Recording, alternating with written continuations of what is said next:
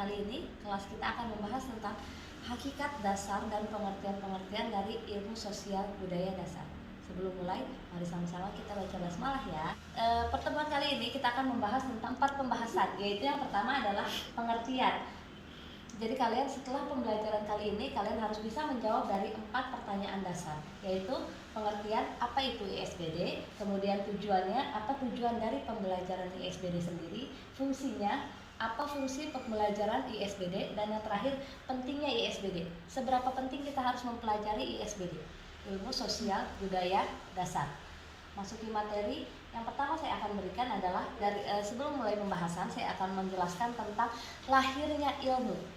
Lahirnya ilmu itu ilmu filsafat. Kita kenal dengan ilmu filsafat, ilmu dari segala ilmu, sumber dari segala ilmu. Dari ilmu filsafat itu kemudian lahirlah 3 cabang ilmu. Yang pertama adalah ilmu ilmiah atau natural science. Yang kedua adalah ilmu sosial atau social science. Yang ketiga adalah ilmu budaya, humanities. Nah, dari ketiga ini adalah ISBD masuk ke yang mana? ISBD masuk ke ilmu sosial dan juga ilmu budaya. Maka dari itu kenapa namanya ilmu sosial budaya, karena mempelajari tentang sosial dan kemudian tetap memperhatikan budaya-budaya yang ada di Indonesia. Selanjutnya kita akan membahas pembahasan pertama mengenai pengertian. Sebelum mulai mengenal lebih jauh ISBD itu apa, kalian harus mengetahui dulu apa arti dari ISBD atau pengertian dari ilmu sosial budaya dasar. Di sini pengertiannya adalah suatu pengantar kepada berbagai ilmu pengetahuan yang mempunyai objek studinya adalah masyarakat. Bisa digarisbawahi, studinya adalah masyarakat. Dalam mempelajari memungkinkan kita mengenal lebih jauh mengenai masyarakat secara keseluruhan yang meliputi manusia sebagai makhluk budaya dan manusia sebagai makhluk sosial. Pada hakikatnya, ISBD merupakan mata kuliah mengenai kehidupan bermasyarakat yang kajiannya besarnya mengenai manusia secara keseluruhan dengan lingkungan baik sebagai pribadi maupun manusia sebagai makhluk sosial. Jadi ISBD tidak pernah keluar dari pembahasannya mengenai manusia, karena itu objek studinya adalah masyarakat. Set goals-nya adalah atau pentingnya pembelajarannya adalah mata kuliah ini merupakan mata kuliah dasar mengenai perkembangan kepribadian dan wawasan sosial budaya. Di sini adalah merupakan mata kuliah dasar yang mengenai pengembangan kepribadian dan wawasan sosial dasar yang kemudian yang diharapkan mahasiswa sebagai insan intelektual dan terpelajar mampu menanggapi dan menyelesaikan masalah sosial budaya dan masalah kemanusiaan yang timbul dalam masyarakat akibat perkembangan ilmu pengetahuan dan teknologi serta arus modernisasi dan globalisasi yang melanda pertumbuhan dan perkembangan masyarakat secara arif dan bijaksana. Jadi setelah belajar ini, mahasiswa diharapkan dapat menyelesaikan semua permasalahan yang ada di masyarakat yang timbul karena perkembangan ilmu pengetahuan dan teknologi. Dengan perkembangan ilmu teknologi dan pengetahuan itu dapat menggerus budaya-budaya yang ada di masyarakat, sehingga mahasiswa dapat diharapkan untuk menyelesaikannya secara arif dan bijaksana tanpa menghilangkan nilai estetika, etika, dan moral. Kemudian pembahasan selanjutnya mengenai tujuan. Di sini akan dibahas tujuan pembelajaran ISBD ada 4. Yang paling utama yaitu pertama kesadaran, mengembangkan kesadaran mahasiswa, menguasai pengetahuan tentang keanekaragaman dan kesederajatan manusia sebagai individu dan makhluk sosial dalam kehidupan masyarakat.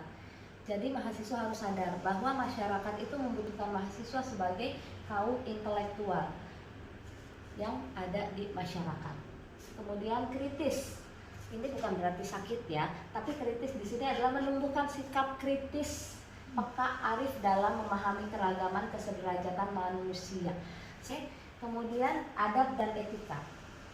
Jadi mahasiswa ini makhluk sosial yang beradab dan mempraktekkan pengetahuan akademik dan keahliannya.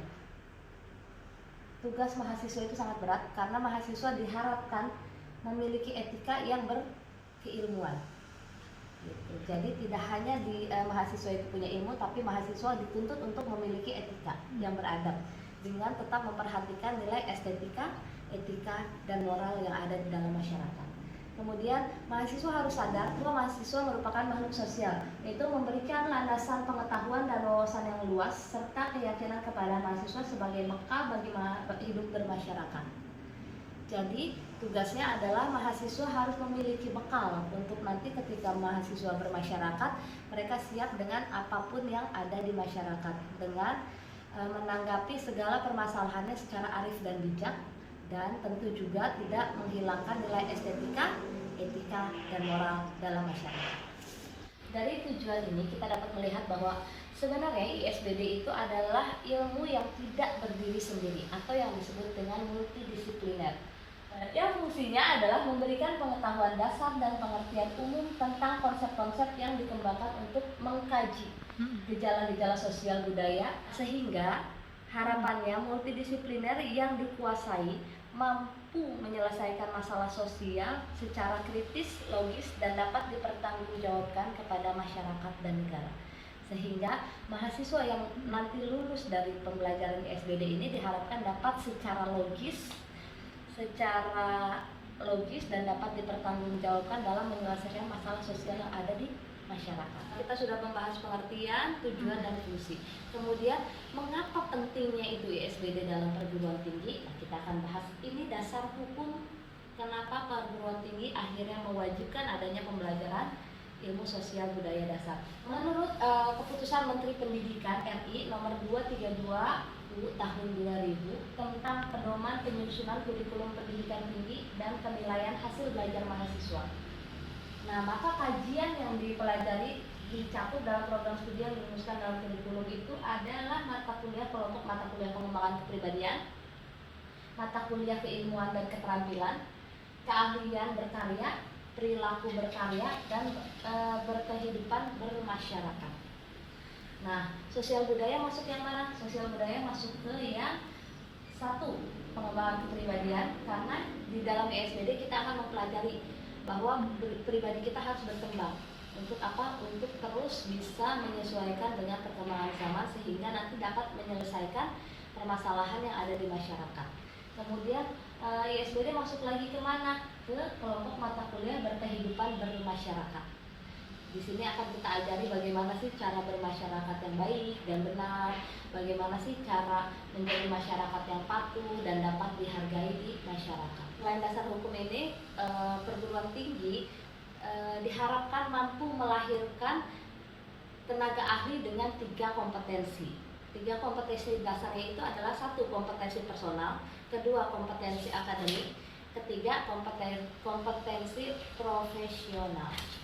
Apa yang dimaksud dengan yang pertama adalah kompetensi personal. Apa yang disebut kompetensi personal yaitu mahasiswa diharapkan sebagai kaum intelektual diharapkan dapat memiliki sikap dan tindakan yang mampu mencerminkan kepribadian bangsa, yang memiliki nilai ketuhanan, yang memiliki nilai kemasyarakatan, yang memiliki nilai kesopanan di Indonesia. Di samping itu juga mahasiswa diharapkan memiliki ilmu yang luas dan kepekaan dalam melihat berbagai persoalan di masyarakat, sehingga ketika ada persoalan di masyarakat, mahasiswa diharapkan dapat peka. Dengan peka itu kemudian dapat menyelesaikan permasalahannya dengan baik dan benar. Kompetensi yang kedua adalah kompetensi akademis. Kompetensi akademis adalah mahasiswa diharapkan dapat berkomunikasi secara intelektual. Karena mahasiswa ini dibekali ilmu yang lebih dari yang lainnya, maka mahasiswa diharapkan dapat berkomunikasi secara intelektual, tidak asal ngomong, sehingga setiap perkataan yang keluar dari mulut mahasiswa diharapkan dapat secara logis diterima oleh akal sehat masyarakat dan juga dapat dipertanggungjawabkan. Semua yang dikomunikasikan secara logis, kritis, sistematis, analitis, dan konsepsional, sehingga dalam mengenali suatu masalah dapat secara keseluruhan diselesaikan secara logis dan sistematis, sehingga nanti mengenali suatu masalah, mengidentifikasi sampai dengan memecahkan masalah itu dapat dipertanggungjawabkan dengan arif dan bijaksana kepada masyarakat dan juga tentunya kepada negara. Yang ketiga adalah kompetensi profesional. yaitu mahasiswa diharapkan memiliki kompetensi di bidangnya, yaitu tergantung bidang yang diminatinya, baik itu bidang kesehatan atau bidang sosial atau bidang hukum atau bidang lainnya sesuai dengan bidang keahlian, sehingga diharapkan mahasiswa itu dapat ikut berkontribusi dalam mengembangkan keilmuan di bidangnya tersebut. Gitu. Itulah pentingnya kenapa ISBD di perguruan tinggi wajib diberikan. Setelah kita mempelajari ISBD di perguruan tinggi, maka ISBD dinilai dapatkan alternatif pemecahan masalah sosial budaya yang ada di masyarakat. Penting kita sadari bahwa keilmuan yang telah didapatkan tentunya harusnya dapat diimplementasikan dalam kehidupan bermasyarakat. Tidak dapat dipungkiri bahwa permasalahan akan terus ada sesuai dengan perkembangan zaman, sehingga persoalan sosial tidak dapat dihindari dan harus diselesaikan dengan arif dan bijaksana. Siswa diharapkan dapat menyelesaikan sebagai kaum intelektual itu secara arif dan bijaksana dan dapat dipertanggungjawabkan hasil dari pemecahan masalah tersebut kepada masyarakat umum. Caranya bagaimana? Caranya adalah dengan kreativitas mahasiswa, baik secara mahasiswa setelah mendengar, kemudian mahasiswa menjadi setelah mendengar kemudian dilihat dan kemudian dipelajari secara ilmiah, dan kemudian dan mahasiswa dapat menyelesaikannya secara baik dan benar dan dapat dipertanggungjawabkan, sehingga kemudian akan menghasilkan suatu pengetahuan baru di bidang sosial.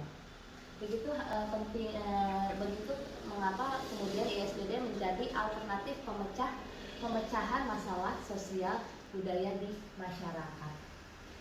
Jadi mahasiswa-mahasiswa yang luar biasa, dengan wawasan yang kalian punya, mari kita kembangkan, kemudian kita menjadikan Indonesia semakin maju dan semakin bersatu.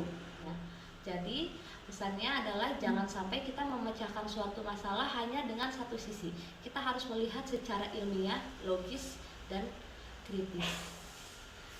Sekian pembelajaran kali ini. Kita sudah membahas tentang pengertian, tujuan, fungsi, kemudian pentingnya ISBD itu apa.